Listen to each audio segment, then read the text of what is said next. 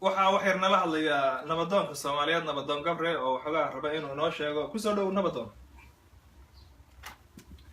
Hullun Soomaaliya ay kilin salaam asmaay magadhow. Waxaan salaamayaa maamul goboleedyada Soomaaliyeed dhammaantood.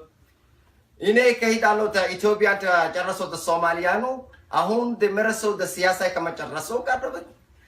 Markaan ka imanayay gudaha Ethiopia waxaan ahaa nin sargaal ah. hadda laakiin waxaan joogaa Soomaaliya waxaan ahay nin siyaasi oo buuxa kana taliya arrimaha geeska Afrika oo dhammaantood.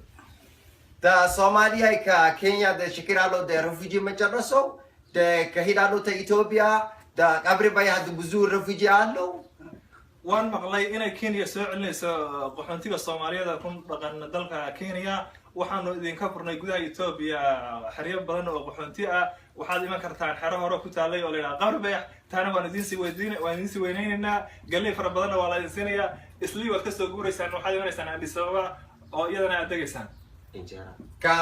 Ethiopia hullun business allo the border da Sudan ka Ethiopia hullun majarraso in ahun shikiriyallam da ka Ethiopia Addis Ababa business allo Soomaaliya hullun business awaq allo waxaad tihiin dad badan oo businesska yaqaana Afrika iyo meel walba caalamkana taga waxaanu idin furaynaa xuduudka u dhaxeeya Ethiopia iyo Sudan halkaana waad ka sii taariibi kartaan da ahun Ethiopia da shikiralo da ka Eritrean arad milyono kete bahar allo kete ahun buzu shikiriyallam ba military Ethiopia buzu mot allo ahun da shikiriyallam da bakara charso Eritrea waa wadan yar waxay la go'day madaxii Ethiopia intii dekada ahayd iyo badda iyada goosatay waana 4 milyan waxaanu isku daynay inaanu in badan wada noolaansho iyo saaxiibtinimo aan la sameeyno way naga diideen ciidamo fara badan baa naga dhintay Soomaaliya oo iyadu ka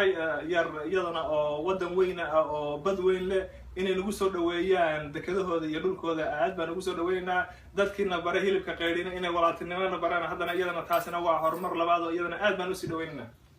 ka ahun da Soomaaliya ka Ethiopia majarraso da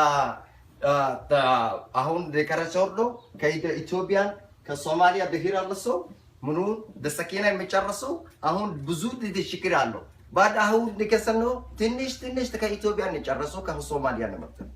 Ethiopia nimada in yar baan idin gelinaynaa ma aha inaad hal mar liqaysaan dhamaanteed in yar baan idin gelinaynaa taasina waa waxaanu ka soo dadaalay oo ka soo shaqeynay da hullu bu Soomaaliya batarajurso dhammaan Soomaaliya wada salaamaya dhamaantood